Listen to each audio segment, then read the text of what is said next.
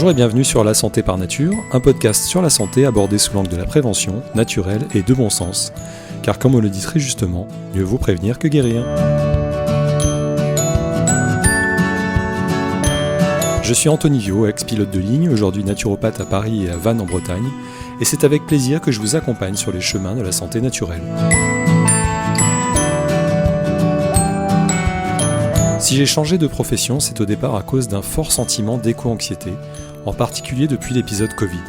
J'avais la chance de faire un métier de rêve, mais depuis quelque temps, j'avais l'impression de ne plus être aligné avec qui j'étais vraiment, de ne plus être en accord avec mes convictions environnementales. Je raconte d'ailleurs ce tiraillement intérieur dans un essai paru en librairie le 3 octobre 2025, publié aux éditions de l'Aube. Son titre est « Voyage interrompu, confidence d'un pilote de ligne éco-anxieux ». J'y raconte la magie du métier de pilote, vu de l'intérieur, ainsi que de nombreuses prises de conscience écologiques qui m'ont amené à partir. Si vous souhaitez le lire, vous pouvez le trouver en librairie, et je vous mets également un lien en descriptif de l'épisode pour le commander. Les droits d'auteur de l'ouvrage sont reversés à Médecins sans frontières.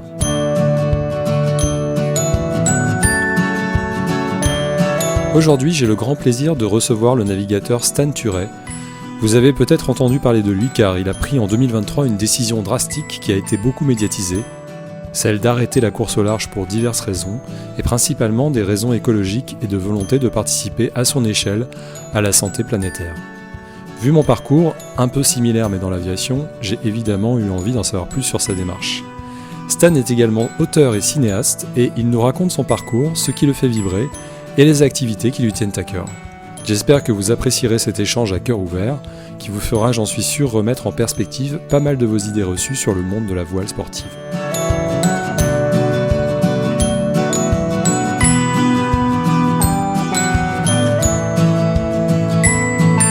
Bonjour Stan. Salut Anthony. Alors merci d'avoir accepté mon invitation. On te connaît comme navigateur breton, mais tu as plusieurs autres casquettes dont on va parler aujourd'hui. Tu as récemment défrayé la chronique puisque tu as décidé en 2023 d'arrêter la course au large pour des raisons écologiques. Et tu as publié récemment un livre qui s'intitule « Réduire la voilure » aux éditions Robert Laffont pour raconter ton histoire et tes prises de conscience. Donc bien sûr, ça me parle puisque j'ai suivi un peu le même cheminement que toi, avec un changement de cap drastique et un livre pour partager mon témoignage. Donc bravo d'avoir eu le courage d'aller au bout de tes idées. Et avant de parler de navigation et de santé, est-ce que tu pourrais nous raconter les débuts de ton parcours dans le cinéma ? Ok. Alors, ouais, effectivement, moi, quand je me présente aujourd'hui, je dis que je suis cinéaste navigateur parce que, bah oui, j'ai déjà eu deux vies. J'ai eu une première vie où j'ai travaillé dans le cinéma. J'étais assistant réalisateur pendant plus de 8 ans sur des longs métrages de fiction français. Le joli petit monde du cinéma français qui produit beaucoup de choses, mais qui n'est pas. Je trouve qu'il se regarde un petit peu. Je pense qu'on est toujours un peu à faire les mêmes films. On n'est pas très. En tout cas, le cinéma qui est produit et qui est financé, bah, c'est un peu compliqué, quoi. C'est toujours un peu les mêmes enjeux narratifs. Et moi, je trouvais plus tellement ma place là-dedans à un moment. Il y avait quelque chose aussi que je pense que je mettais pas les mots dessus à l'époque, mais quelque chose qui me gênait profondément, c'était cette espèce de déséquilibre entre les très gros salaires de comédiennes, de comédiens, et puis de voir, moi quand j'ai commencé, j'étais stagiaire, j'étais payé 300 € par mois, et on te disait qu'il y avait quelqu'un qui touchait 40 000 € par jour, et tu dis mais c'est quand même un peu bizarre quand même cette affaire, quoi. Et sur le moment, tout le monde est un peu dans ce narratif là de dire mais on peut gravir les échelons grâce à la méritocratie, ce qu'on veut, nanani nanana. Donc ouais, j'ai joué le jeu, et puis voilà, j'ai passé 8 ans de ma vie en un claquement de doigts, parce que tu dois dire oui à tout, tu dois avancer, et voilà. Et je pense qu'à un moment, quand j'ai commencé à voir des gens des techniciennes, des techniciens qui ne lisaient même plus les scénarios, je me suis dit, ok, est-ce que j'ai vraiment envie de continuer dans un milieu où les gens, en fait, ont perdu l'essence de ce qui les amenait à vouloir faire du cinéma. Et donc, pendant un moment, longtemps, j'ai cherché à me dire, mais alors, il y a bien un moment où moi, je vais avoir une idée de qu'est-ce que je vais réaliser. Parce que si j'ai fait des études de cinéma après le bac, c'était parce que j'avais envie de réaliser.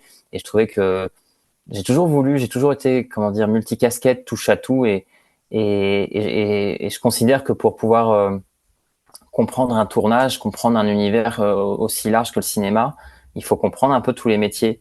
Donc moi, je suis passé par pas mal de métiers. Et puis assistant réal, c'est quelque chose qui est chouette parce que il faut connaître le métier de tout le monde. Il faut pouvoir dialoguer. Il faut avoir vraiment du dialogue, de la communication et beaucoup de psychologie en fait, de savoir un peu quels sont les enjeux pour chaque personne, de comprendre leur métier. Donc ça, c'était le truc que j'aimais bien dans ce métier. Ce que j'aimais moins bien, c'était que j'étais la personne au centre. On nous appelait un peu les fusibles. Ça veut dire que quand ça allait pas, la production nous tapait dessus. Quand ça n'allait pas pour la prod, bah c'était les comédiens, les comédiennes, le réalisateur qui nous tapait dessus en mode ça va pas assez vite. Donc en gros, on était un peu la soupape quoi. Et à un moment, je me suis dit ok, bon là, qu'est-ce que je fais? J'arrive à 30 ans, j'ai toujours pas fait un truc fou dans ma vie. Là aujourd'hui, je considère que j'ai rien à raconter de vraiment voilà quand Rilke, le poète, parle de ça, de dire qu'il faut avoir quelque chose de vraiment au fond de soi-même et de le sortir et que ce soit une nécessité. Moi, à cette époque-là, j'avais rien de nécessaire à dire. Et je pense que c'est en partie le problème du cinéma français, de plein de personnes qui n'ont vécu que du cinéma, que à Paris, et qui d'un seul coup se disent, bah, c'est ça la réalité du monde, et donc je fais que des films qui tournent autour de ce petit milieu, qui se regardent sans avoir sorti la tête en fait de leur petit aquarium quoi. Donc bah, j'ai eu la chance à un moment de traîner mes bottes sur les pontons en Bretagne parce que j'avais mes grands-parents allaient passer leurs vacances voilà près de Fouesnant en face de Concarneau. Et à Concarneau bah il y a des bateaux de course qui s'entraînent pour faire le Vendée Globe, pour faire plein de choses. Et un jour je me suis dit ok, ça a l'air marrant quand même leur truc, et j'ai proposé mes services à à quelqu'un qui partait faire la mini transat, donc une traversée de l'Atlantique en solitaire. Et tout simplement, bah voilà, je me suis mis à filmer ça, à me dire que c'était impossible pour moi de mettre un pied sur un bateau comme ça. Je comprenais rien. Alors que je faisais quand même un peu de la voile, je faisais du dériveur, mais en mode vacances, quoi, tu vois, juste pendant 3 semaines l'été sur la plage. Et de fil en aiguille, vraiment, ça, j'ai commencé à filmer ce bateau-là au mois d'août. En octobre, je filmais le départ de la Transat. Là, je me suis dit, ok, je veux faire ça. Je sais pas comment je vais faire. Et 6 mois plus tard, je mettais toutes mes économies pour acheter un petit bateau. Et je pensais pouvoir faire la Transat en 1 an. Et pas réussi parce que je n'étais pas prêt. Ça nécessitait beaucoup plus de temps. J'ai réussi à faire ma mini Transat en solitaire, pas tant sur le comment dire, sur le côté classement, parce que j'étais quelqu'un j'ai toujours dit que j'étais un navigateur normal, quoi. J'étais pas mauvais, j'étais pas exceptionnellement bon, mais j'étais dans le paquet, j'étais dans le rythme. Et par contre, je faisais une bonne communication. C'était le début vraiment des réseaux sociaux. Il y avait personne qui avait encore beaucoup fait de vidéos sur YouTube. Et, euh, et donc ouais, j'ai été assez dynamique et moteur. Et soudain, j'avais quelque chose à raconter. J'avais une histoire à mettre en place avec comment dire. J'ai pas envie de dire le talent, mais la méthodologie et des bonnes armes entre les mains pour créer des choses. J'ai dit armes, mais armes, j'ai plus envie d'utiliser ce mot. Enfin, j'avais les bons outils, j'ai envie de dire. J'avais les Ok. bons outils pour euh, pour creuser ce sillage, quoi. Voilà. Et donc après, bah, j'ai eu des sponsors et je me suis retrouvé à vouloir essayer de faire un film sur la course au large parce que soudain je me suis dit ok, là je commence à avoir un sujet, je commence à connaître des choses. Je voulais faire un film sur le changement justement. Comment on fait pour changer c'est quoi les déclics, comment on fait pour changer de vie, pourquoi moi j'ai changé de vie et comment on peut amener tout ça. Bon bah j'ai trouvé un gros bateau de 12 mètres pour faire une course qui allait aux États-Unis. Le Covid est arrivé pile poil à ce moment-là. Tout le projet est tombé à l'eau. Moi ça m'a permis de faire une petite pause que j'ai trouvé très agréable. Le Covid, j'ai beaucoup aimé ça. Et derrière, bah, j'ai fait des choix de vie un peu différents. J'ai accepté de terminer un peu le travail avec un sponsor, bah oui, qui avait investi beaucoup d'argent et de temps dans un bateau. Donc je me suis dit, allez, on continue un peu, même si on fait pas de film. Donc je me suis retrouvé à faire une Transat Jacques Vabre en double, à construire un bateau parce qu'on avait lancé l'idée de construire un bateau neuf, et puis à faire la route du Rhum. Mais à l'arrivée bah, de cette route du Rhum, bah, j'ai dit que j'arrêtais parce que à l'époque, j'ai dit pour raison écologique. Aujourd'hui, je rajouterais le mot social aussi parce que au-delà du côté juste strictement impact carbone, qui à chaque fois, je passe des heures à parce que c'est vraiment la réaction première.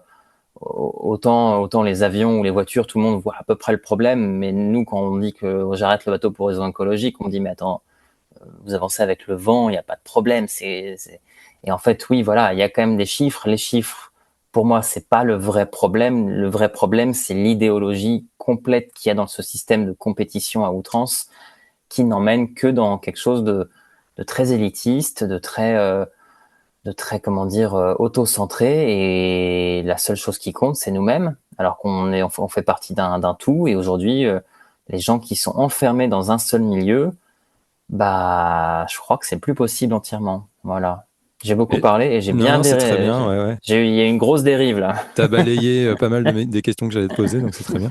Mais est-ce que ça, c'est pas le propre de la compétition, du sport de compétition de haut niveau, d'être où les athlètes sont vraiment obligés de se centrer vraiment sur eux-mêmes, comme tu dis, pour avoir une performance maximale? Et est-ce que c'est pas Alors ça qu'il faudrait critiquer carrément? C'est carrément tout le sport de haut niveau. bah en fait moi j'ai pas de euh, si tu enlèves, en fait il y a une vraie question aujourd'hui qui est de se dire, est-ce que c'est validable et normal d'être payé, donc en gros d'être professionnel pour faire un sport comme ça?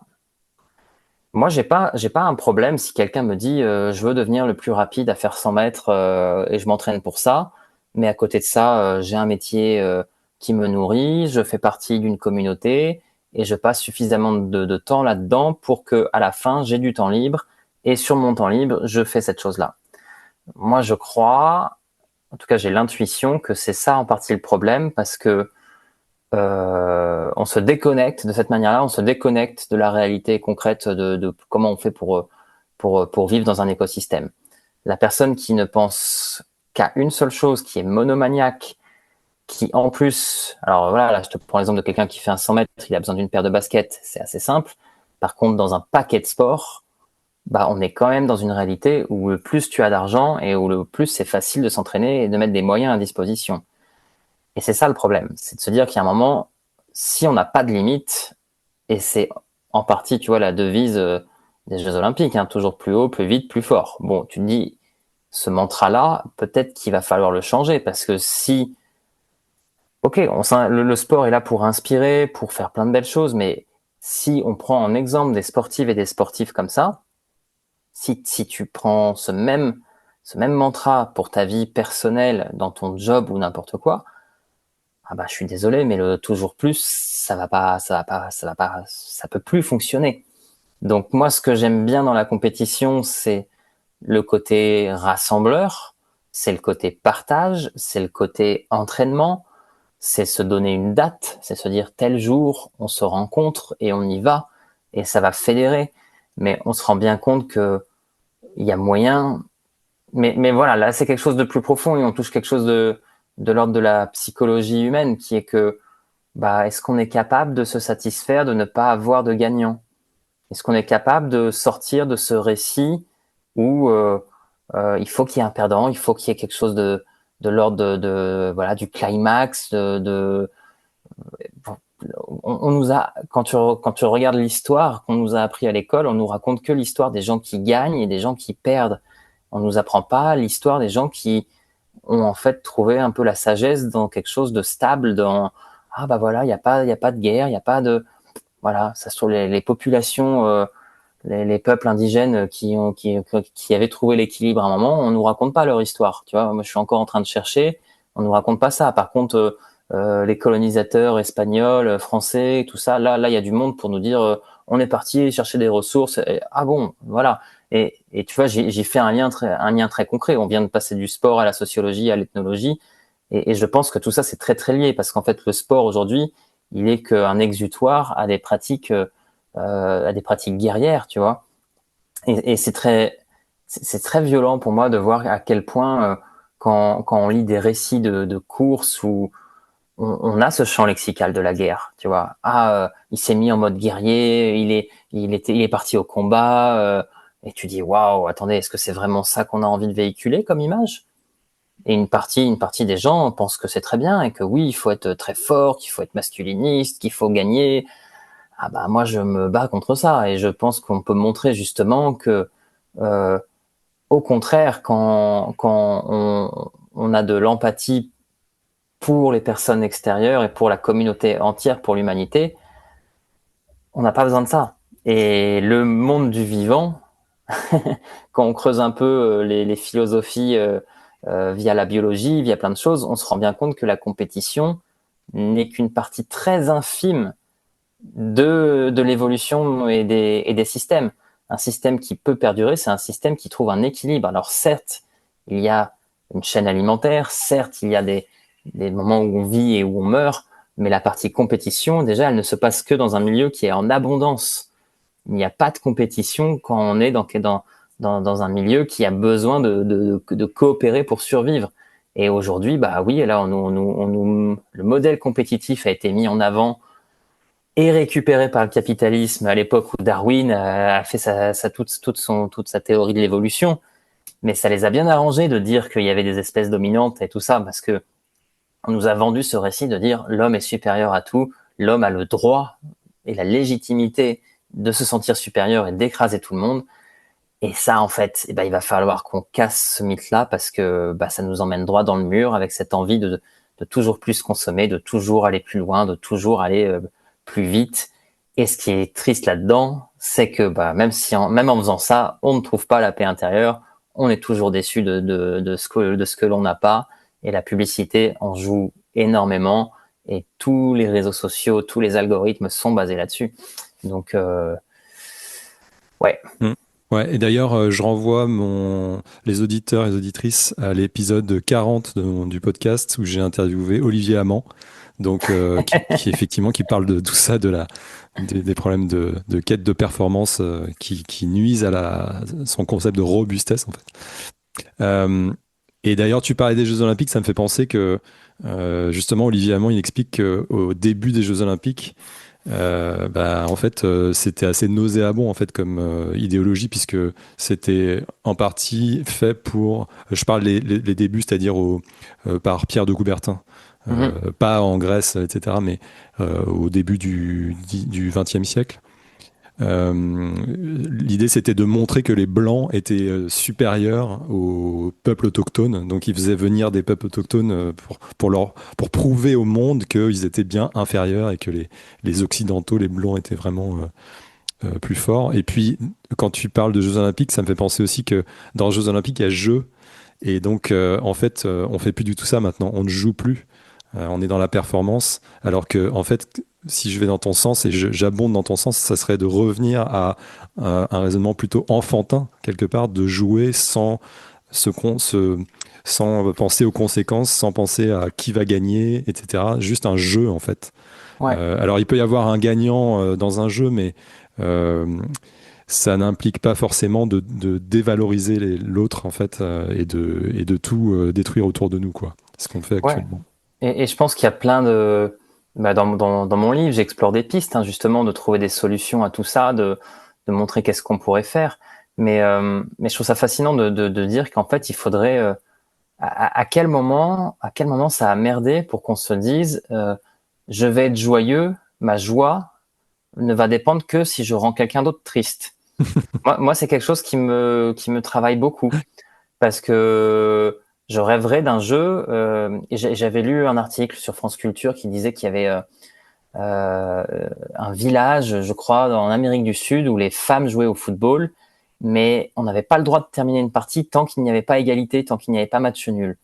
Et je trouvais ça incroyable parce qu'au final, c'est sûr que moi, parfois, ce qui me rend triste et en même temps que j'ai du mal à comprendre, c'est que si tu traînes un peu dans une cour d'école ou avec des enfants, tu te rends compte que déjà, même très très tôt, ils sont tellement dans du mimétisme qu'ils vont déjà se mettre à compter les points, à dire ah j'étais plus vite que toi, ah regarde t'es nul. Enfin il y a quelque chose où tu te dis mais en fait dès l'enfance on nous emmène là-dedans. Alors oui effectivement ce qui est rigolo c'est il faut quand même avoir si on joue à voilà moi c'est une question que je pose dans le livre de dire est-ce qu'il faut vraiment qu'on garde encore les sports où on compte les points et où voilà et enfin je veux dire si on prend l'histoire de l'évolution humaine il y a des choses qu'on a laissées derrière nous bon peut-être qu'en fait il faut qu'on aille que vers de l'artistique du sensible enfin une danseuse ou un danseur étoile, ça reste du sport, mais on est dans de la performance autrement différente. Et oui, on peut mettre une note si on a envie, mais je pense aussi qu'on peut juste ne pas mettre de note et juste se dire waouh, j'ai vu quelque chose de beau. Voilà. Mais comme je le dis souvent, est-ce que dans le futur, on serait prêt à regarder en direct, au lieu de regarder un match de foot, de regarder des gens qui font du yoga? Bon, aujourd'hui, si je te dis ça, ça fait sourire et on se dit mais je vais pas regarder les gens qui sont statiques ou qui ne font rien ou qui sont juste sans compter les points. Mais qui sait, j'ai envie de dire, parce que il suffit de remplacer des critères en fait. Si d'un seul coup on n'a plus envie de véhiculer de la violence, parce que justement c'est Olivier Hamon qui raconte ça, de dire qu'on peut remplacer le mot performance par violence et que ça ne change pas le sens des phrases. Parce qu'aujourd'hui on a associé le mot performance à la vitesse, alors qu'en fait derrière la performance il y a plein d'autres choses à mettre. Et on pourrait très bien avoir des performances écologiques, des performances artistique. Et d'ailleurs, c'est bien le cas. On dit ah tiens, c'est une performance artistique, parce que ce qui est intéressant là-dedans, c'est plutôt le côté performatif. C'est de dire ok, sur le moment, je vais mettre toutes mes compétences, mon énergie en tant qu'être humain pour faire quelque chose et pour l'acter et pour être dans le mouvement. Et cette chose-là aujourd'hui, que ce soit faire du sport, que ce soit faire de l'art, n'importe quoi, de la cuisine, je sais pas, enfin tout ce que vous faites dans votre quotidien, est-ce que l'action que vous faites suffit à elle-même? Bah aujourd'hui, on a un peu un problème, hein. Je pense que c'est vraiment un problème de société qui est en plus aggravé par les réseaux sociaux, où à la minute où on fait quelque chose, ça ne suffit pas et il faut le raconter et il faut que ce soit partagé, partageable et enfin voilà, moi je suis assez catastrophé et j'en fais partie parfois. J'essaie de me sevrer, mais de voir parfois des personnes qui partent, je sais pas, en randonnée. Et d'un seul coup, il faut documenter. Ces personnes sont toutes seules et se dire ouais, voilà, je vais me déconnecter. Et 3 fois par jour, on a une story de qu'est-ce que j'ai fait, où est-ce que j'ai dormi. Nanana. Bon, est-ce qu'il n'y a pas un petit problème là justement de santé mentale, parce que de ce besoin d'exister et de se dire en fait, si je fais quelque chose et que je le garde pour moi, cette chose n'existe pas, parce qu'on est coincé dans le regard des autres et on est coincé dans quelque chose où il faut se montrer, il faut se mettre en avant, parce que ce règne, ce culte de la performance et des chiffres et des vues et des likes, alors qu'en plus tout ça, bah, on s'en rend compte maintenant, c'est dépendant d'algorithmes qui sont mis en avant pour favoriser les personnes qui vont dans le bon sens des choix politiques et économiques de certaines grandes industries. Donc c'est quand même particulier. Mmh. Alors, tu fais de la voile depuis que tu es tout petit. Qu'est-ce qui te fait vibrer dans cette activité et qu'est-ce qui t'a fait rêver au point de te faire devenir navigateur professionnel? Ah, c'est une bonne question et je crois que je cherche encore à retrouver. C'est une question que j'aborde dans mon livre de manière un peu plus fouillée, mais je crois sincèrement que et c'est un sujet un peu central hein, de toute ma réflexion, c'est de se dire il y a un moment, il y a pas entièrement de hasard dans les choix de vie que l'on fait. Je pense que il y a un moment, si tu as voulu être pilote de ligne, c'est que tu as dû voir des avions ou que tu as dû prendre un avion. Si moi j'ai voulu faire du bateau, c'est parce que quand j'étais petit, j'ai eu la chance de voir des bateaux de course passer devant moi. Si j'avais grandi, je sais pas, dans les Alpes, très loin de la mer, j'aurais peut-être pas eu envie de faire ça. Mais par contre, j'aurais peut-être vu des gens faire du ski et je me serais dit ah tiens, ça a l'air marrant. Donc en gros, il y a vraiment, on a, j'ai l'impression que l'espèce humaine a une fascination pour faire du mimétisme et c'est peut-être une chance qu'on a. Parce que si on est nombreux et nombreuses à faire des bons choix, peut-être qu'on donnera envie aux autres de faire ce même choix. Donc ça c'est un peu une source d'espoir. Mais voilà, donc j'ai eu la chance à un moment de mettre mes fesses sur un petit dériveur. Et je trouve qu'il y a quelque chose de fascinant de glisser, de juste être quelque chose que je pense de l'ordre du jeu, de se dire en fait là, je n'ai que en fait, plus on vieillit, plus on cherche à donner du sens aux choses, à expliquer, à se donner des objectifs. Bah non, moi quand j'étais petit, la seule chose qu'on voulait, c'était juste être sur l'eau et ça se suffisait à lui-même. Il n'y avait pas besoin d'aller quelque part, il n'y avait pas besoin d'aller vite, il n'y avait pas besoin de prouver quoi que ce soit. De déjà être sur l'eau et d'avancer avec le vent, de jouer avec les éléments, de comprendre ce qui se passe. Ah bah tiens, il y a des vagues. Ah, je peux pas aller par là. Ah, le vent vient de telle direction. Bon, et puis à un moment, tu commences à explorer, tu commences à te dire, ah tiens, il y a une île en face, est-ce qu'on va sur l'île? Est-ce qu'on est capable d'aller jusqu'à là-bas? Et voilà, il y a ce côté très humain d'aller vouloir voir toujours un peu plus loin. Et je pense que le problème, c'est que bah au début, je pense que c'est sain, c'est de la découverte. Moi, je suis complètement ok de se dire que il faut qu'on arrive tous à évoluer, à grandir, à devenir une meilleure version de nous-mêmes. Mais la question, c'est de se dire pourquoi on le fait et qu'est-ce qu'on a envie de partager aux autres. Si ma seule envie, c'est de dire, regarde, j'ai été plus loin que toi, et toi, tu n'y as pas été, ça m'intéresse pas. On a tous des capacités différentes. Moi, je peux pas me comparer à quelqu'un qui court très très vite le 100 mètres, et ça sert à rien. Et le problème, justement, c'est qu'on essaye de mettre des grilles de lecture, on essaye de mettre des chiffres, et, et c'est ça le problème. Donc, moi, ce qui m'a fait rêver dans le bateau, c'était juste de sentir cette sensation d'être au ras de l'eau et de réussir à avancer et de jouer avec les vagues, tout simplement.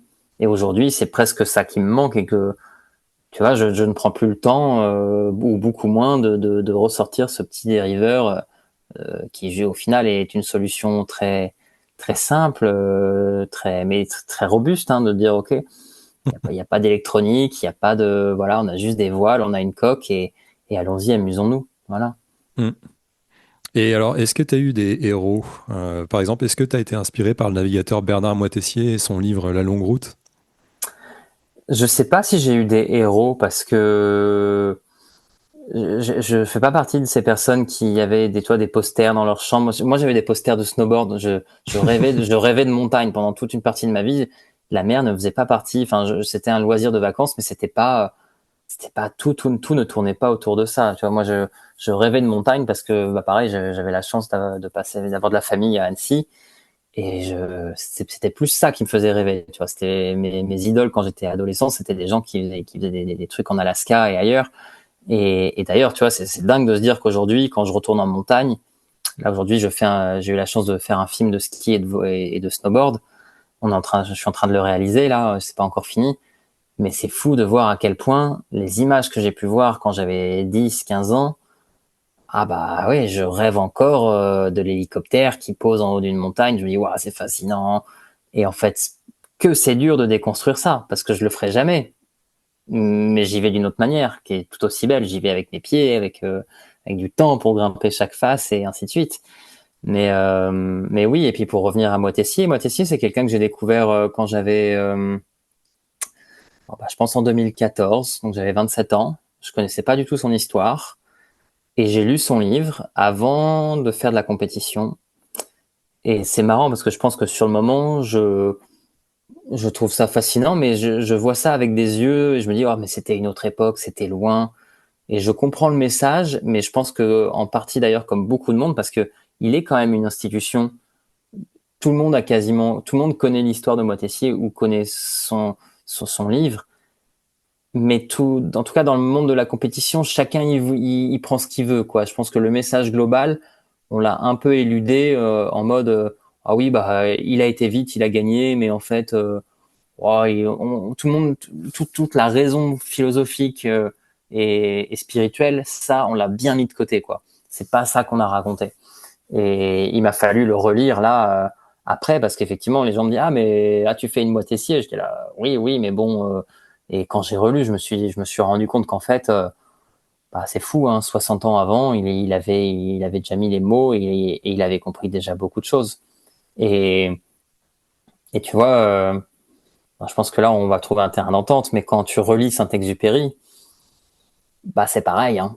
C'est pareil de voir à quel point cet homme-là, cet écrivain, avait, malgré la passion du vol et tout ce que ça pouvait générer de beau dans l'humanité, avait aussi vu les limites à tout ça d'une manière très rapide. Mm. Exact. Et effectivement, moi je fais comme toi, enfin comme toi au début, juste un tout petit peu de voile légère, Mm. mais j'ai adoré lire le livre de Moitessier. d'abord effectivement pour l'expérience marine, mais également pour tout ce qui est philosophiquement parlant. Enfin, et d'ailleurs, ça m'a beaucoup inspiré, hein, et pour mon virage également, quoi. Euh, toi, à un moment, tu as pris conscience de certaines réalités environnementales, donc tu écris: les choix que nous faisons aujourd'hui nous laissent deux options, soit on casse le futur, soit on commence à le réparer. Qu'est-ce qui a été le ou les déclencheurs de vraiment de ta prise de conscience écologique? Est-ce que c'est le fait que, à un moment, tu parles du fait que les bateaux de course avec des foils peuvent taper contre des baleines? Est-ce que ça a été enfin, des cétacés, est-ce que ça a été un déclencheur? Euh, Quand on me pose cette question du déclic, je dis qu'il n'y en a pas un en particulier. Je pense que c'est un millefeuille. Et c'est ça que je trouve beau justement dans le fait de, je pense que oui, on a tendance aujourd'hui, quand on est un peu catégorisé écolo ou activiste, on a tendance à nous dire: ah mais vous voulez convaincre tout le monde, et bon bah ça marche pas entièrement comme ça. J'ai beau te mettre tous les arguments devant les yeux, il y a un moment il faut qu'il y ait quelque chose qui résonne en toi et qui d'un seul coup fasse du sens. Et voilà, je pense que j'ai toujours eu une sensibilité, écologique, parce que j'ai grandi dans la campagne. J'ai Mais il y a un moment, il y a plein de choses que je ne comprenais pas, tu vois. Enfin, je veux dire, il y a plein de mouvements sociaux que je ne comprenais pas. Il y a plein de livres que je voyais et je me disais: oh, ouais, je comprends pas vraiment de quoi ils veulent me parler. Et en fait, bah, c'est de l'infusion multiple, en fait. Et moi, je pense que si j'ai quand même une expérience de vie qui m'a fait changer, c'est vraiment cette expérience de passer 30 jours sur mon petit bateau de 6 mètres, de traverser l'Atlantique tout seul, et de me rendre compte que voilà, j'avais que du courant avec mes panneaux solaires, j'avais des bidons d'eau, j'avais ma nourriture, et recréé mon microcosme, en fait. J'ai recréé mon petit vaisseau, ma petite planète à moi, et de me rendre compte qu'en fait, bah là, j'étais pas plus malheureux, en fait, tu vois, d'avoir beaucoup moins de choses, justement, de faire attention à mes réserves, et et oui, ce qui est très violent, c'est le retour à une vie open bar. C'est de passer d'un environnement où tu fais attention aux choses et de te dire, en fait, mais moi, ça m'a vraiment choqué, hein, de revenir, de me dire: mais attendez, là, ah ouais, on peut appuyer sur l'électricité quand on veut. Ah, le robinet, il y a de l'eau qui coule tout le temps. Je Et pensais que tu ça, allais dire, en fait, revenir à personne n'en a rien à foutre. ah oui, oui, mais c'est ça. Personne en a, quand tu reviens dans le vrai monde, on est en open bar et personne fait attention, en fait, justement, c'est comme si tu étais en mode open bar dans un bar, personne fait attention à son économie et aux moyens qu'on a. Et en fait, ça a un impact, ça a un coût. Et aujourd'hui, on est comme si ça n'avait aucun coût. Et donc oui, ça m'a choqué, en fait. Ça m'a choqué et ça a commencé à me poser des questions. Enfin, j'avais ressenti intérieurement, j'en avais fait l'épreuve sensible. Et d'un seul coup, c'est pas un hasard si des interviews, des conférences, des livres, des choses que je veux, peut-être qu'avant je ne voyais pas, d'un seul coup, ah, ça m'a parlé, tu vois. Et donc maintenant, tout l'enjeu pour faire évoluer notre humanité, c'est de se dire: on va pas attendre que chacun fasse l'expérience sensible de cette chose-là. Tu vois, le dernier grand voyage que j'ai fait, la dernière fois que j'ai pris l'avion pour aller loin, c'était pour aller au Sénégal, parce que ma copine était en voyage itinérant pendant 2 ans. Ils avaient pris le temps. Et effectivement, pareil, ça te remet une claque. Ça veut dire que tu arrives là-bas. Moi, c'est la première fois de ma vie que je voyais un robinet qui ne s'allume que 2 heures par jour.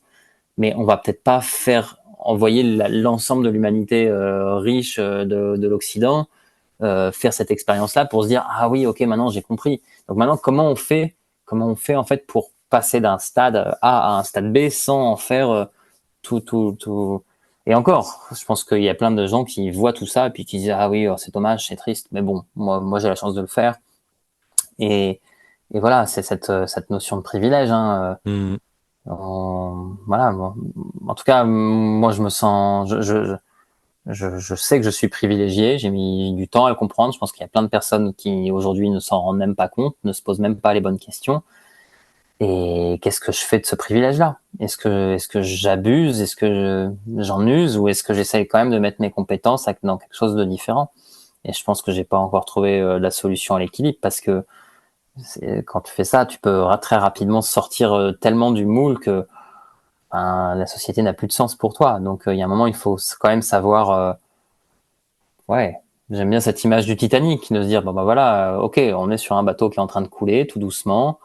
Il y a des gens qui sont énervés, qui vont taper du poing contre le capitaine. Le capitaine, il sait même pas trop comment il en est arrivé là. Il y a des gens qui sont déjà en train de sauter, qui sont déjà en train de prendre l'eau.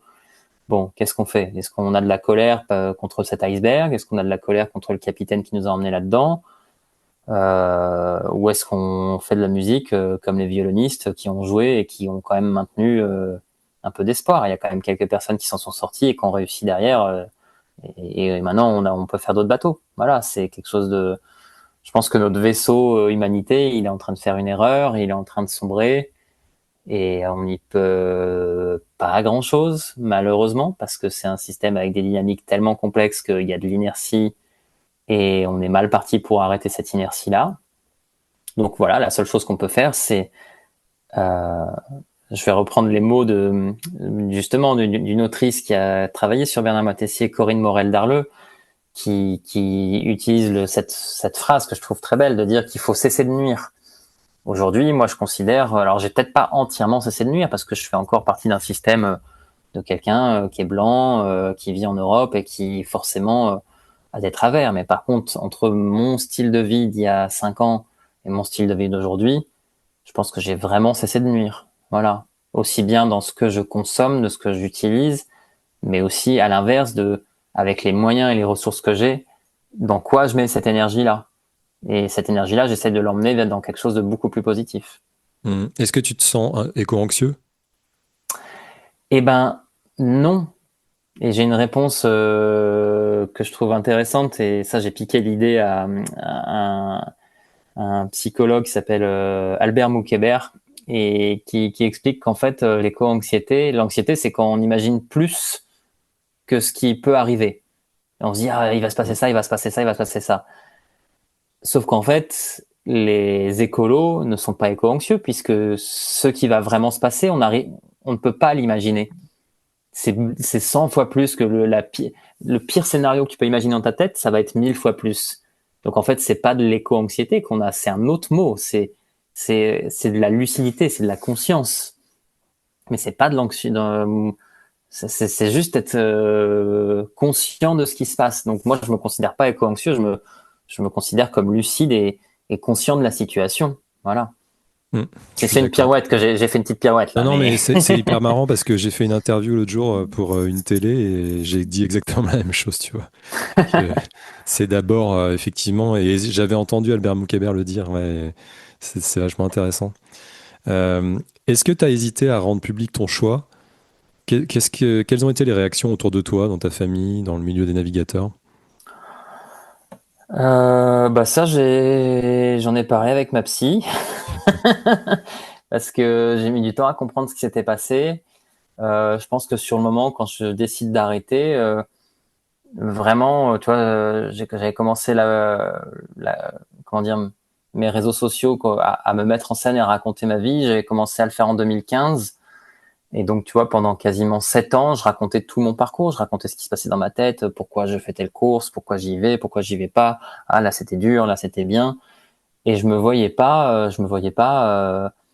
En fait, oui, c'était devenu un journal de bord, en fait, ces réseaux sociaux. Donc, le jour où j'arrête, effectivement, je mets ça un peu en forme, un peu dans l'air du temps, de faire un petit post avec une dizaine de pages et j'écris un texte qui, voilà, je me voyais pas juste dire salut, j'arrête. Je vais pas vous dire pourquoi.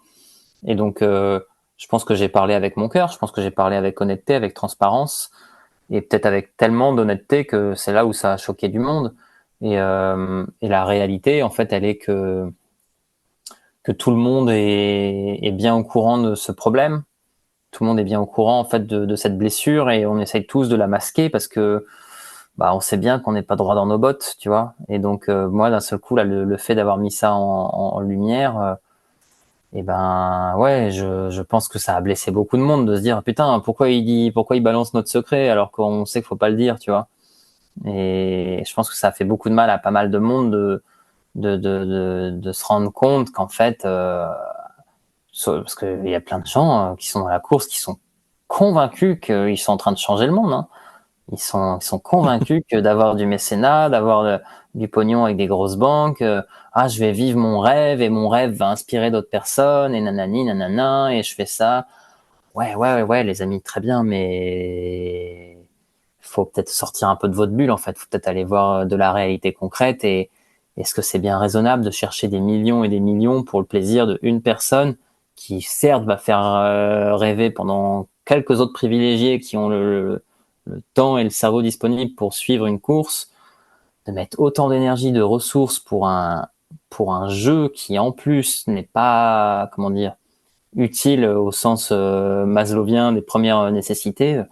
Ouais, moi, j'ai de plus en plus de mal là-dedans. Hein, donc, c'est quand même très égocentré cette affaire. Donc oui, bah, je pense que ma famille a très bien compris, mes amis aussi. J'ai eu beaucoup de soutien. À chaque fois, je raconte ça, mais plutôt de la jeune génération qui justement se cherche un peu des rôles modèles de personnes qui refusent et qui font plein d'actions comme ça. Voilà, moi je suis pas le premier, je suis pas le dernier. On est de plus en plus nombreux en fait à refuser de parvenir, tu vois. Mais il y a un moment, ouais, bah je pense que j'ai quand même, j'allais dire, j'ai perdu les 90% de mes amis, mais en fait c'était pas des amis, quoi. C'était des gens avec qui je collaborais, tu vois. Mais il y avait toujours cette relation de gagnant-gagnant qu'il faut arrêter. Mmh.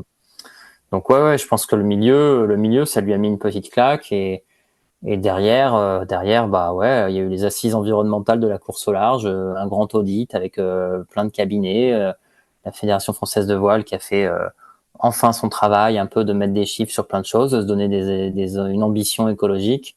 Bon, 2 ans plus tard, concrètement, voilà. Bon, les choses avancent, hein, tout doucement, mais là, tu vois, typiquement, il y a la Transat Café L'Or, donc il y a une Transat en double que j'avais faite il y a 4 ans.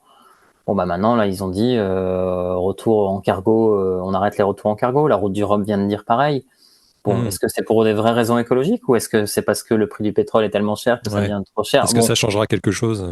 ça change pas. Voilà, Mmh. c'est des petites règles. Tant mieux, ça Mmh. avance, mais beaucoup trop lentement. Enfin, ces propositions-là, on les a faites en 2020 et elles rentrent en action que 5 ans plus tard. Le chemin, il est tellement long que en fait, voilà, j'aime bien cette image de c'est Timothée Paris qui raconte ça dans Ralentir ou périr. Il dit là on est en train de se battre pour changer la musique sur le tableau de bord d'une voiture, mais on n'essaye pas de faire freiner la voiture. Alors qu'en fait, il faut faire freiner la voiture. Il faut pas se battre sur quelle chanson on écoute pendant qu'on va se cracher. Donc là, c'est vraiment ça. On discute, on prend des mesurettes. Et, et ce que j'aime bien là-dedans, c'est là où il y a un écho plus large dans tout ce qu'on fait, c'est que tout ce que moi j'ai vécu dans la course au large et dans ce milieu de la voile, tu peux l'appliquer en fait à toute la politique et socio-économique à l'échelle beaucoup plus large. C'est vraiment cette inaction perpétuelle de tout le monde qui se regarde et de dire, enfin, quand je vois nos dirigeants et qui disent ah oui mais non mais ça va, regardez nous par rapport aux Chinois, tu dis mais attends à ce moment-là il n'y a jamais personne qui fait un changement parce qu'on a il y a toujours quelque chose de différent. Il y a un moment oui il faut du courage, oui il faut faire de la politique, c'est prendre des décisions courageuses en fait et le faire non pas pour l'intérêt personnel mais pour le bien commun. Et ça on l'a complètement oublié d'avoir une vision en fait. Et c'est là le problème. Mmh. Donc si j'ai bien compris, maintenant tu souhaites créer une sorte d'imaginaire lié à la voile plus sobre, mais aussi plus poétique, plus imaginatif, plus artistique. Est-ce que ça va prendre la forme d'un film?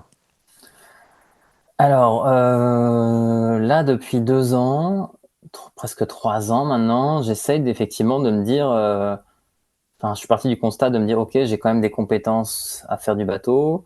Ce que j'ai toujours fait, c'était de raconter des histoires. Comment je mets tout ça au service de justement un monde différent? Et il y a un moment, on n'arrête pas de parler de fiction positive, d'imaginaire et il y a un moment, bah, il va falloir le raconter parce que tu vois, faire des documentaires sur des gens qui font des choses et ainsi de suite, c'est sympa, mais il y a un moment, il faut qu'on mette quelque chose, qu'on mette de l'action là-dessus, qu'on mette du concret. Mais malheureusement, je crois que bah, je me heurte un peu justement, et c'est pour ça que la transition pour moi, elle fonctionnera pas.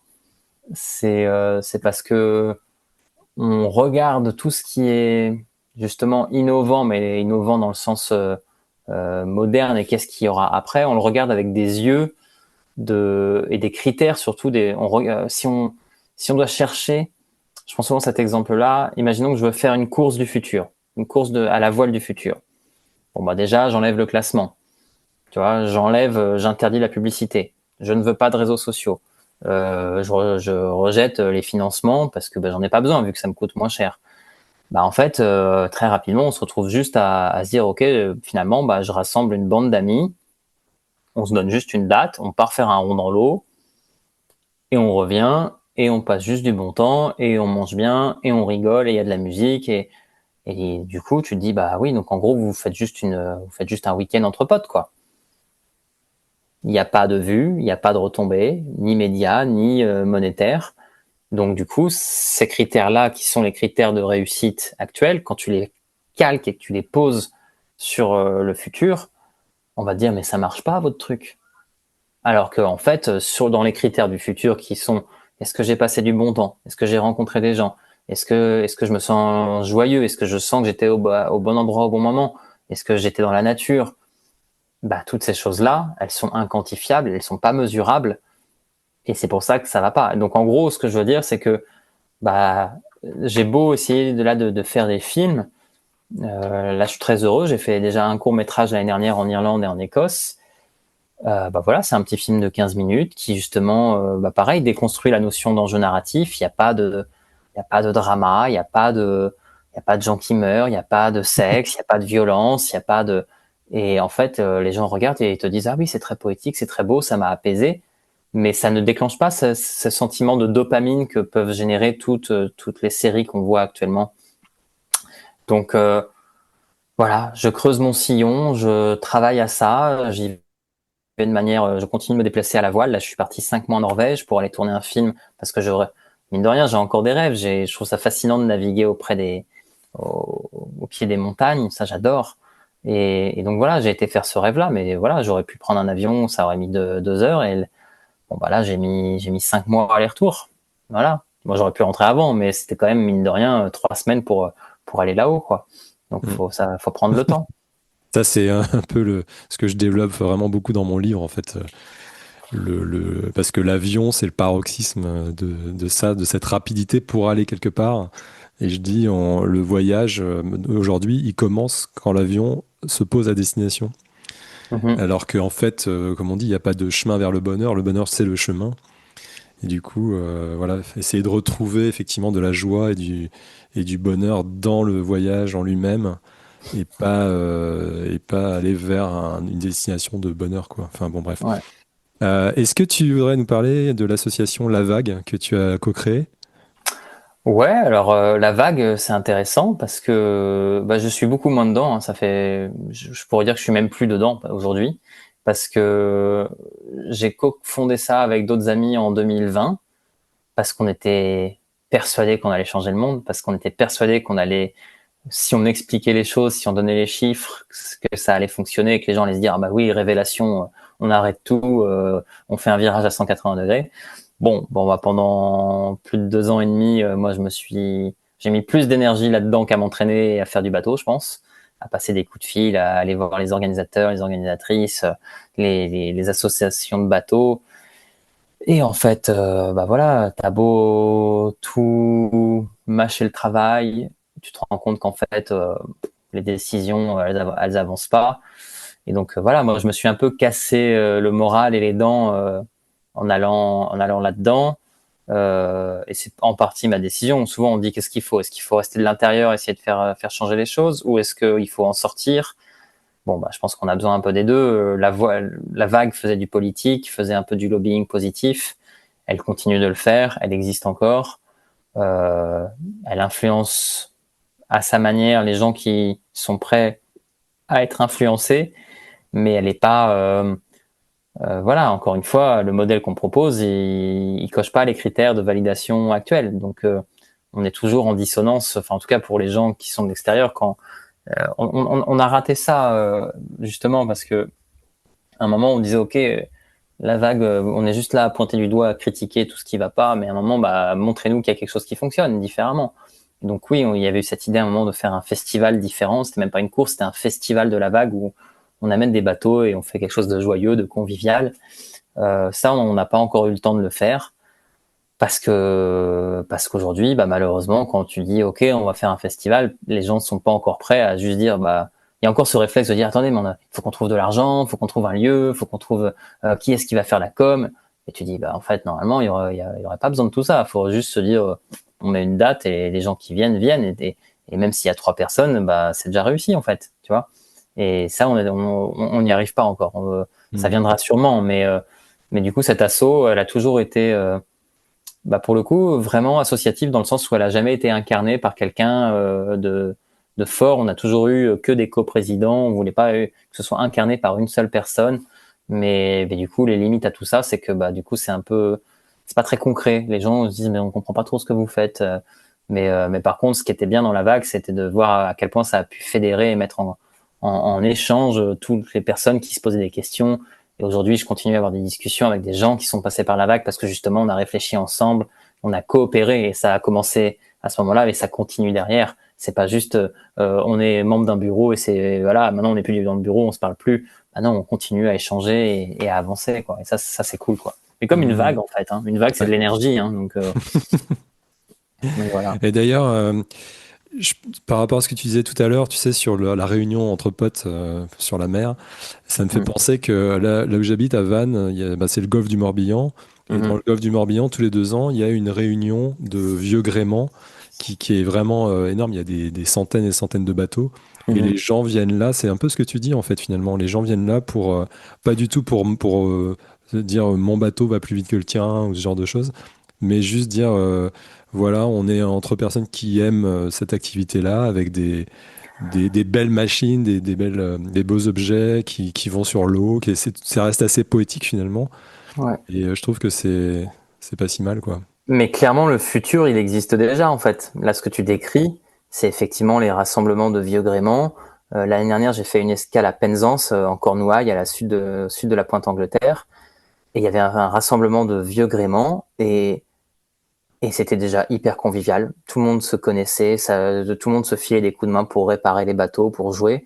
Et puis à un moment, on nous a invités à venir naviguer pour une régate. Et on se dit, ah bon, il y a une régate. Et en gros, ils avaient mis trois drapeaux dans l'eau.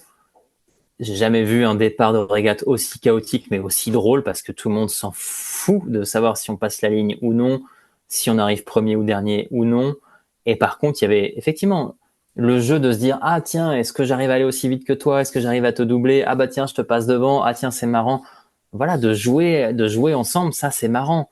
Parce que tu vois, enfin, si tu voles tout seul dans ton petit avion, bah c'est pas. Alors oui, le paysage il est beau, mais par contre, si t'as un autre copain à côté et que tu dis, ah tiens, vas-y, toi tu fais ça, enfin, voilà, si tu fais du parapente, c'est aussi pareil. Enfin, je veux dire, ce que je veux dire, c'est que moi, je suis pas contre la technologie si elle est utilisée dans des limites et si elle est au service, dans un usage de quelque chose qui est collectif et pas seulement pour quelques personnes, tu vois. Et ce que j'ai aimé dans ce côté justement des vieux gréments, c'est que c'est inclusif et il y a tous les gens qui venaient, puis il y avait de la place pour tout le monde. C'était pas du solitaire sur un seul bateau, parce que pareil, le solitaire, on met en avant. Ça, tu vois, j'en avais pas parlé dans le bouquin à l'époque, mais je trouve ça fou de dire que c'est vraiment le modèle de réussite personnelle. Le côté, ah, je me suis fait tout seul, regardez, il est tout seul. Bah non. Aujourd'hui, le défi, il est collectif. Ça va être de réussir à vivre avec plusieurs personnes. Faire du bateau tout seul, voler tout seul, il n'y a pas de souci. Par contre, quand tu commences toi, en plus, en tant que commandant de bord, tu dois prendre soin, en fait, de tes passagers. T'es responsable de ça. Et ben, je trouve qu'il y a quand même plein de choses moi, j'ai un ami qui est pilote encore chez Air France, qui m'a emmené voler. Et à la base, je détestais l'avion et je trouve qu'il y a des choses que je trouve magnifiques dans les prises de décision, dans le système de dire, OK, c'est pas une seule personne seule qui va décider. Non, tout de suite, tu dois dialoguer, tu dois expliquer ce que tu vas faire avec ton copilote. On prend la décision à plusieurs. Enfin, c'est une vraie intelligence collective et on accepte les erreurs. Là, il me disait l'autre jour que quand il y a des erreurs de pilotage, on met ça en avant de dire oui, j'ai fait une erreur et l'erreur du prochain, elle va servir au groupe. On n'est pas là à dire ah, t'as fait une erreur, t'es nul. Ah, bah non, c'est pas ça. Et je trouve ça fort en fait. Et donc tu vois, je trouve ça paradoxal que de dire que dans chaque milieu, il y a des bonnes choses à prendre, mais il faut juste les mettre au service de choses différentes. Tout ce que vous faites en aviation, bah si t'enlevais le côté juste prendre l'avion pour aller en vacances, Enfin, il y a plein de belles choses. Et évidemment qu'il faut qu'on garde le plaisir de voler. Moi, je trouve que ça reste fascinant de voler. Enfin, faut que j'aille faire du planeur. J'ai pas encore fait du planeur, mais Voilà. C'est vrai que c'est génial. Bah, le planeur, si tu veux, c'est un peu comme les vieux gréments, quoi. ouais, C'est cet esprit-là. C'est-à-dire, tu ouais. passes un peu de temps sous l'aile de ton planeur à discuter avec les copains avant de décoller, etc. Enfin, c'est vraiment top. Mm. Et d'ailleurs, pour rebondir sur ce que tu disais sur l'erreur à Air France, c'est carrément l'inverse. C'est-à-dire, c'est si tu fais une connerie et que tu le dis pas et que tu te fais choper, c'est là où tu te fais engueuler, alors que tout est fait pour encourager les gens justement à parler de leurs erreurs, parce que comme tu dis, ça va bénéficier à tout le monde. Bah oui. Bon, on a pas mal parlé de santé mentale, là, finalement, de philosophie et tout. Au niveau de ta santé, et comment est-ce que tu prenais soin de ta santé pour préparer tes courses? Et comment est-ce que tu prenais soin de ta santé en mer? C'est spécial parce que je pense que quand tu pars en course en solitaire, tu dois être en forme dans le sens où il faut. Moi, j'ai jamais eu l'impression que je faisais du sport pour devenir plus fort ou plus. Juste, il fallait que je sois capable d'encaisser les coups. Il fallait que je sois capable, voilà, de dormir dans des positions très inconfortables. Donc, je devais être entre guillemets gainé. Je devais avoir du muscle juste pour encaisser en fait justement la violence des chocs et de tout ça. Je faisais pas du sport en me disant enfin on s'en fout, tu vois, de tourner une manivelle de winch 10% plus vite ou non, c'est pas ça qui fait une différence. En tout cas pas dans ce sport qui est plutôt long quand même sur des courses qui durent 2-3 semaines. C'est pas là où ça fait une différence. Mais par contre, je pense que et c'est rigolo parce que ça je l'ai un peu perdu parce que je suis passé dans une période un peu dark, tu vois, après avoir arrêté et j'ai perdu en fait cet attrait de l'entraînement régulier. J'avais plus envie, j'avais une fatigue générale de me dire ok, là j'ai été trop loin dans plein de choses parce que je courais 2-3 fois par semaine, je faisais du renforcement musculaire, je faisais plein de choses. Et à la base, moi j'ai toujours fait du sport, mais c'était pour aller courir dehors, pour être dans la forêt, pour aller nager. Je faisais ça pour le plaisir de sortir, pas pour devenir une espèce de me mettre une armure, tu vois.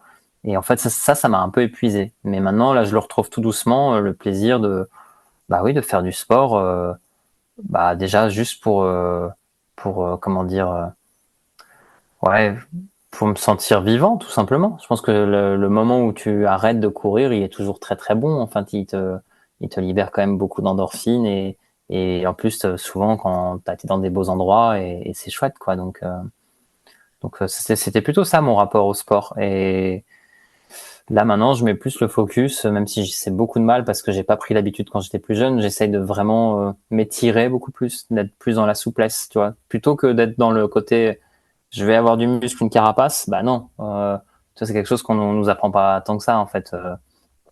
Dans le yoga, quand on a commencé à me parler de yoga il y a 10 ans, j'étais là, ouais, je vois pas l'intérêt. Bon, voilà, encore une fois, c'est pas le modèle qu'on nous vend quand on est à l'école. Alors, je pense que ça commence à changer. Je pense que maintenant, il y a des écoles qui commencent à faire du yoga pour les enfants et avoir des habitudes de se décontracter, de méditer, de faire plein de choses. Mais même enfin, tu dis le milieu de l'entreprise, on en est très très loin. Enfin, et en plus, ce qui est terrible, c'est que tout ce truc-là s'est fait accaparer. Tu vois, genre la société fait du mal et casse les corps et les âmes et du coup, on va te vendre la solution comme étant d'aller méditer, de faire un cours de yoga à 50 euros. Et tu dis non, il y a peut-être un problème. Peut-être qu'il faut arrêter d'avoir mal pour faire du bien avant. Et puis peut-être qu'il faut anticiper et avoir une routine et une hygiène de vie un peu meilleure. Mais ouais, c'est pas facile, hein, je trouve, de créer une routine où, tu vois, sur le bateau, on avait souvent on avait des équipages qui venaient, qui tournaient. Et on avait mis en place ce qu'on appelle la roue de l'harmonie et il y avait la sieste obligatoire. Tu vois, il y avait pas mal de choses à faire. Et tu dis, voilà, juste faire une sieste, tu vois. Moi, j'ai grandi en me disant, que faire une sieste, t'es mou, t'es paresseux. Non, enfin, alors que si tu commences à dire ça en entreprise, ça marche pas du tout. Alors qu'en fait, c'est ça qu'il faut changer, tu vois, c'est de se dire, ok, tu vas prendre soin de toi, tu vas juste recharger tes petites batteries pendant dormir 20 minutes, même pas du vrai gros sommeil, juste du relâchement. Et derrière, t'es plus frais. Voilà. C'est ce que je dis à mes clients, enfin en naturopathie des fois, quand je sens qu'ils ont besoin justement de ce genre de choses, qu'ils sont fatigués et tout. Je leur dis, mais est-ce que vous pouvez faire la sieste dans votre entreprise? Donc la réponse en général c'est non. Et je leur dis, mais allez aux toilettes et vous vous enfermez pendant 20 minutes dans les toilettes, vous mettez votre tête dans vos mains là et vous somnolez quoi. Et Mm. personne va venir vous emmerder aux toilettes. Mm. Ben oui, oui. Après, Ouais. le mieux, c'est de faire ça, effectivement, même en extérieur, de s'allonger dans l'herbe, d'aller au contact de la nature. Ça, c'est encore mieux pour se réénergiser, bien sûr, mais on Mm. fait ce qu'on peut. Euh, la santé humaine passe avant tout par le respect de la santé de la nature et des autres êtres vivants. Donc, dans tes nouvelles activités, est-ce que tu as intégré des pratiques dont les auditeurs, auditrices pourraient s'inspirer pour aller dans le sens de la réduction des émissions de gaz à effet de serre ou de la pollution? Euh, le premier truc qui me vient à l'esprit, c'est vraiment de voyager lentement. En tout cas, si ça, c'est quelque chose qui m'a beaucoup. Voilà, là, je suis parti 5 mois à la voile.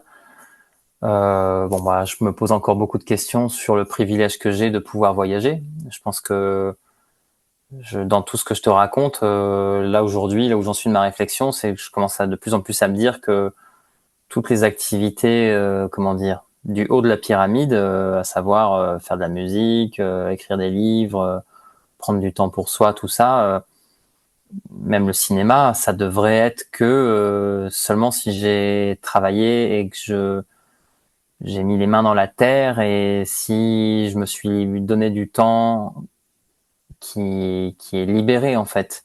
Je devrais pouvoir faire tout ça seulement si je gagne ma vie pour me nourrir, me loger d'une manière qui est utile et qui est complètement soutenable. Voilà, je pense qu'il y a surtout le rapport au temps.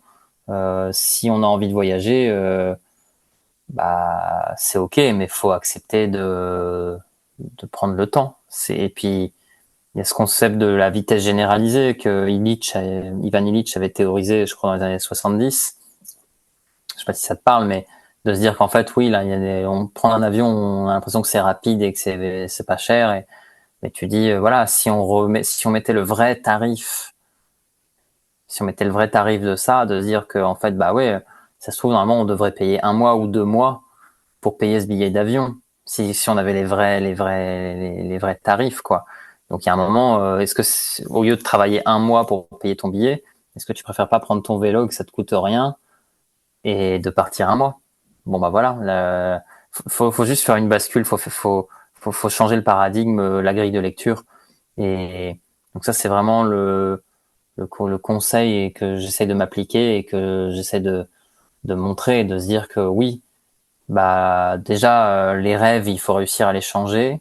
Il faut quand même réussir à rêver encore. C'est pas facile tous les jours, mais une fois qu'on a un rêve, comment on peut faire avec le moins de ressources possible et comment on peut faire pour surtout, voilà, c'est vraiment ce côté coopératif qui est de plus en plus dur.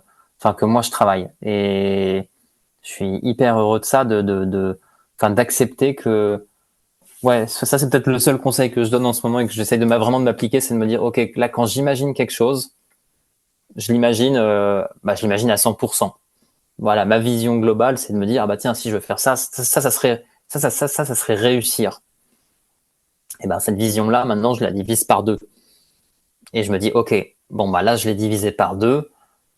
Ah bah ouais, ah bah tiens, je voulais aller tourner à tel endroit, ah bah j'ai pas réussi. Ah, je voulais tel truc, ah bah bon, qu'est-ce que j'ai trouvé? Ah bah ça marche quand même. Bon, ok, c'est pas parfait, mais c'est pas grave. En fait, vouloir être parfait entraîne forcément des dérives qui sont pas bonnes, parce que on va solliciter encore plus de besoins et d'énergie, alors qu'en fait, voilà, je sais pas, si je prends l'exemple de je sais pas, j'ai envie de faire un plan au sommet d'une montagne. Bon, il y a une version où je prends du budget, je cherche des sponsors, je prends un hélicoptère et j'ai un plan incroyable. Bon, bah après, j'ai l'autre option de se dire, je filme la même montagne en étant à pied, en étant allé en bateau et en ayant pris 2 mois pour y aller. Bon, les images, elles seront différentes, mais dans ce qu'elles racontent, je raconte quand même quasiment la même chose. Et c'est justement cette notion de baisser un peu tous les critères. Là, on a tout poussé les potentiomètres à 100% pendant longtemps. On a mis ça en avant de dire que être à 100% c'était parfait. Eh ben non, on va tout maintenant retourner un peu, diminuer tous les potards, et ça sera pas plus mal. Voilà. Merci. Quels sont tes projets pour le futur? Ah bah là, je suis dans une phase où je me pose beaucoup de questions parce que justement, comme je te l'ai dit, je considère que oui, je mets mon énergie à essayer d'inspirer positivement plein de personnes, mais je ne sais pas si voilà, ça devient un peu compliqué parce que tu te dis ok, je suis quand même pas le pire, j'ai cessé de nuire d'une certaine manière, mais la dernière fois on m'a posé la question, on m'a dit quelles sont les personnes qui t'inspirent, et la seule réponse que j'ai trouvée c'était de me dire les personnes qui m'inspirent ce sont les personnes que je ne connais pas, ce sont les personnes qui sont invisibles, parce que les personnes qui dès qu'on est sur les réseaux, dès qu'on parle de soi, même tu vois ce podcast en lui-même, je suis heureux de le faire, mais je me dis à quel moment je suis légitime moi pour parler, pour donner des conseils. Enfin, ça n'a pas beaucoup de sens non plus parce qu'il y a plein de gens qui ne sont pas sur les réseaux, qui sont en train de faire des choses, qui sont dans la création d'écolieux, qui sont en train de changer le monde à leur échelle et qui sont alignés en fait, qui n'ont pas besoin de se mettre en avant. Donc je crois qu'il y a une partie de moi qui aimerait arrêter de me mettre en avant, mais aujourd'hui tu te dis que si tu veux, c'est là ce qui est dur, hein. Et là je vais pour le coup réutiliser le champ lexical guerrier que je dénonce quand même, mais toute la question, et j'ai pas la réponse, c'est de se dire qu'est-ce qu'on fait? Est-ce qu'on utilise les mêmes armes que ceux qui sont en train de faire du mal à tout le monde? Est-ce qu'on essaye d'être sur les réseaux? Est-ce qu'on essaye de se montrer? Est-ce qu'on essaye d'occuper le terrain? Bon bah il y a quand même parfois cette envie quand même de dire que on va quand même essayer de, même si moi j'ai vraiment changé mon, comment dire, ouais, j'ai changé ma position, je ne veux plus expliquer aux gens, ça ne m'intéresse pas. Là toi tu me poses des questions et je suis ravi de discuter, d'échanger, mais par contre dans tous ces moments là que toi et moi on doit vivre où d'un seul coup il y a quelqu'un qui vient nous poser des questions et qui veut comprendre et qui n'est pas d'accord avec nous, waouh, j'ai arrêté en fait. Je ne veux plus convaincre les gens. Je veux dire, aujourd'hui, on a suffisamment de ressources. Surtout, je pense que là, les 8 dernières années, il y a eu du bruit sur l'écologie médiatiquement. On n'a jamais eu autant de plateformes, de ressources, de chaînes, de personnes qui, voilà, chacun à son échelle, on essaie de toucher, d'agrandir les cercles pour faire passer les messages. Euh, Moi, dans toutes les discussions que j'ai avec les gens de mon cercle, de mon univers ou non, tout le monde est bien au courant qu'il y a un truc qui va pas. On sent tous qu'il y a, que ce soit via l'écologie, via ton travail, via plein de choses, on sait qu'il y a un truc qui va pas. Ça sonne faux. Mais pour autant, est-ce qu'on est prêt à changer nos pratiques? Bah, il y a des réalités qui font aussi que tout le monde peut pas le faire. Donc, il y a un moment, il va falloir qu'il y ait un changement vraiment. Voilà, c'est la conclusion de tous les livres que je lis, de toutes les conférences que je vois où tout le monde fait le même constat, mais on n'a pas la solution. Donc, en tout cas, on n'a pas une solution unique. Il n'y a pas un modèle qui va trouver la solution. Donc, bah, moi, je me pose, qu'est-ce que je fais de ma vie aujourd'hui? Je cherche quand même voilà, je suis comme sur le Titanic, je cherche à continuer à jouer, à faire de la musique, en voyant, j'ai envie d'inspirer, j'ai envie de montrer qu'on peut faire les choses différemment, et j'ai surtout envie d'être aligné avec moi-même, et j'ai pas envie de me taper j'ai pas envie d'avoir en tout cas, de ne plus avoir cette posture de pureté et de me dire, je vais être exemplaire parce que on m'a collé l'étiquette écolo. Non, enfin, ça sert à rien. Enfin, je veux dire, et puis le moment où tu seras pas exemplaire, on va te taper sur les doigts. Donc, euh, ah ouais, c'est compliqué, hein. C'est compliqué pour beaucoup de personnes, je pense. Mais de montrer aussi qu'on est humain avec des faiblesses, avec des erreurs, je pense que ça va. Mais bon, concrètement, qu'est-ce que je fais? Bah oui, je continue à vouloir faire des films. Je continue à vouloir essayer de montrer que l'humanité a quand même des belles choses à sauvegarder. Bon, le seul problème dans notre histoire là, c'est que on est en train d'emmener avec nous des êtres vivants et non vivants qui n'ont rien demandé. Donc c'est sûr que quand tu vois des glaciers qui fondent, que tu vois l'océan là qui, on l'a appris là il y a 2 jours, la 7e limite planétaire, l'océan, ça y est, a atteint un seuil d'acidification qui, où il y a, on sait pas où on va, on rentre dans l'ordre de, voilà, on sait pas. C'est terrifiant.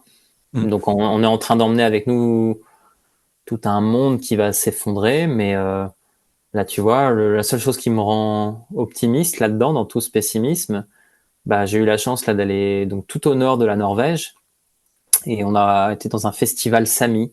Les Sami, c'est tout ce peuple qui vit en Laponie depuis des millénaires, qui a une relation à la nature et au temps assez fascinante. Ils ont toujours pris soin de leur milieu.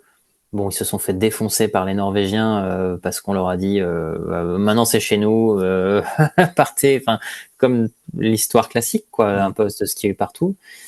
Et ils ont vraiment tu vois, ce rapport en plus à la saisonnalité qui est terrible parce que ils ont quand même 6 mois par an ou 9 mois par an de la neige. Il y a la nuit qui dure très longtemps et bah voilà, ils te disent on a besoin d'avoir la nuit et l'hiver pour avoir le printemps. Donc tu te dis bon, c'est pas faux, hein. Il y a un moment, la nature est quand même très forte et il va en ressortir quelque chose de tout ça. Moi, je suis assez convaincu que on a besoin de passer par cette erreur pour derrière grandir, tu vois. Je pense que la première fois que tu bois beaucoup d'alcool, bah, on t'a quand même dit que l'alcool, ça va pas être bon pour toi.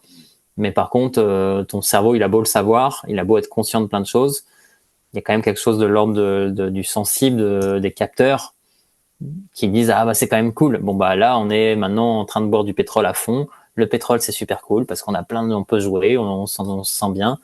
Sauf que voilà, on va se prendre une gueule de bois massive et on a besoin de faire cette erreur-là pour après se dire ah tu te souviens la dernière fois on a voilà. Je pense, en tout cas c'est là-dedans que je suis en ce moment Ouais, quoi. mais je suis dans les mêmes questions que toi. Et d'ailleurs, je me dis, tu vois, un des trucs fondamentaux, c'est quand on revient dans la nature, Hmm. donc sur la mer ou dans une forêt ou quoi. Là, tout d'un coup, on retouche un peu les fondamentaux de l'humanité, de notre humanité. Et je trouve que ça, c'est un des gros problèmes, c'est qu'on est trop déconnecté de la nature par les villes, par tout ce qu'on fait. Voilà, quand on voyage en avion ou tout ça, bah, on est dans des espèces d'engins de métal qui nous isolent un peu de tout, de la nature. Et puis, on va s'isoler après dans un club de vacances au bord d'une piscine. Enfin, tu vois, on est loin quand même du ressourcement dans la nature. Et il y a que à ce moment-là, je trouve, où on arrive à se dire que là, on n'est pas en train de nuire quand on est dans la Mhm. nature. Alors que le reste du temps, on peut se poser la question, quoi. Bon, bref. Ouais, mais après quand tu vois, enfin, tout le monde n'arrête pas d'utiliser ce mot valise là. Il faut se reconnecter au vivant, reconnecter au vivant. Tu dis oui, oui, mais alors concrètement, qu'est-ce que vous faites pour ça en fait? Mm. Et il y a un moment, arrêtons de mettre ça juste derrière ce terme. Il y a un moment, c'est quoi? Ok, ah bah je pars vivre sur l'eau en autonomie. Je pars faire une randonnée. Voilà, c'est ça. Il faut mettre des mots concrets parce qu'aujourd'hui, Mm. pour les gens qui sont dans la ville et qui sont ailleurs reconnecter au vivant, c'est perché, quoi. Ils comprennent pas. Enfin, je veux Mm. dire. Ouais, Donc, il y a un moment, complètement. il y a un moment, il faut montrer aussi des initiatives de dire, OK, là, j'ai été en montagne, j'y suis allé avec mes potes phoques, ah oui, oui, je bois l'eau des rivières. Oui, en fait, oui, c'est possible, en fait. Tu vois, juste de montrer ces choses-là, tu vois, du concret. Mais je te rejoins.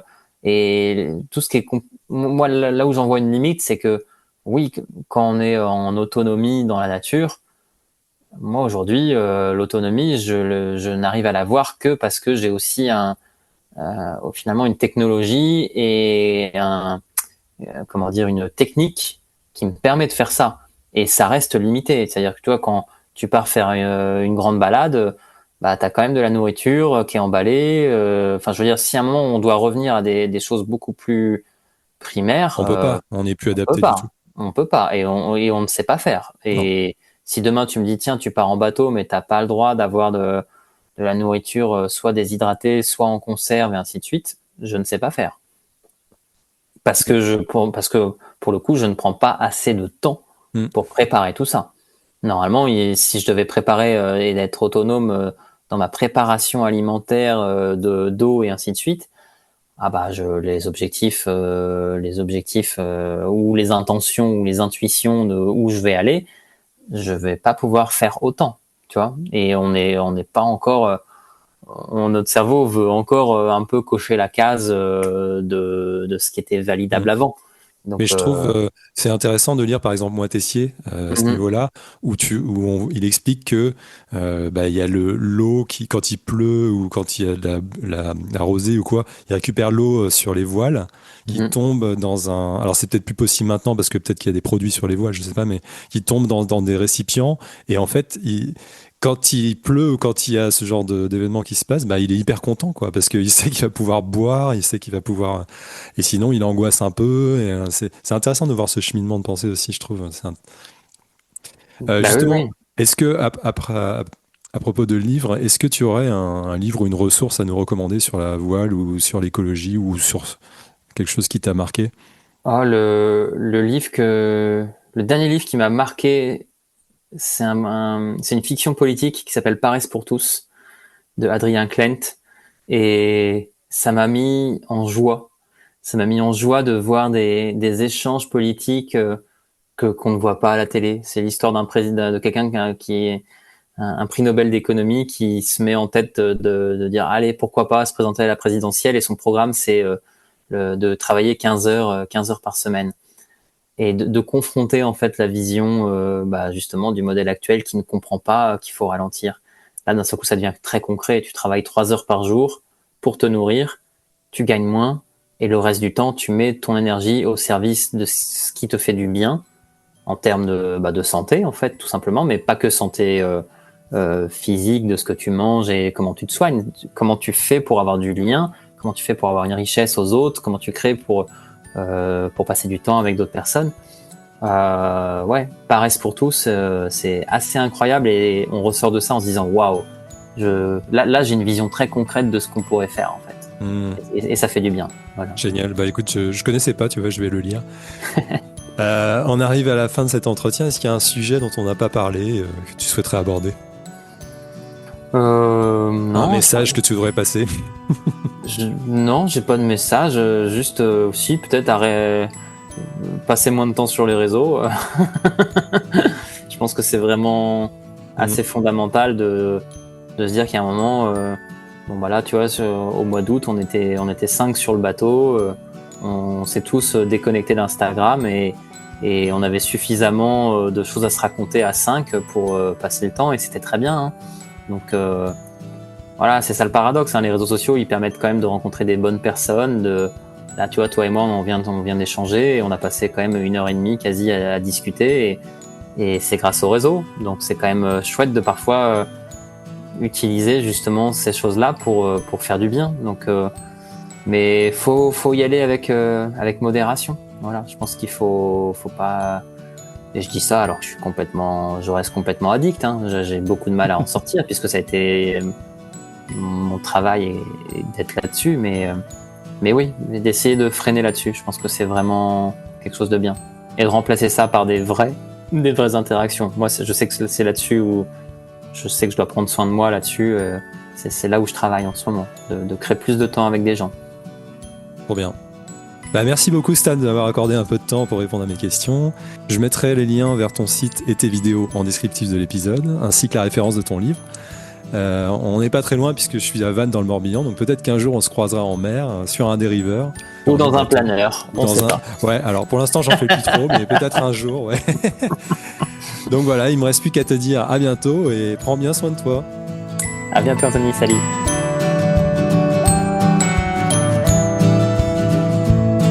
Voilà, c'est tout pour aujourd'hui. Merci beaucoup d'avoir pris le temps d'écouter cet épisode. Si vous l'avez trouvé intéressant, vous pouvez m'aider à faire connaître le podcast en mettant des étoiles sur votre appli d'écoute, peut-être même un commentaire, et en le partageant autour de vous. N'hésitez pas également à vous abonner, ainsi qu'à ma newsletter pour être au courant de mon actualité et recevoir un conseil de santé préventive gratuit chaque mois. Je vous invite également à faire un tour sur mon site www.antonivio.fr pour en savoir plus sur mon activité ou pour prendre rendez-vous pour une consultation ou un accompagnement personnalisé. Comme je ne suis pas médecin, ce podcast n'a aucune visée médicale, diagnostique ou thérapeutique, mais uniquement informationnelle. En cas de problème de santé, consultez votre médecin et surtout, n'arrêtez ou ne modifiez jamais vos traitements médicaux sans lui en parler. Alors rendez-vous au prochain épisode et d'ici là, prenez bien soin de vous.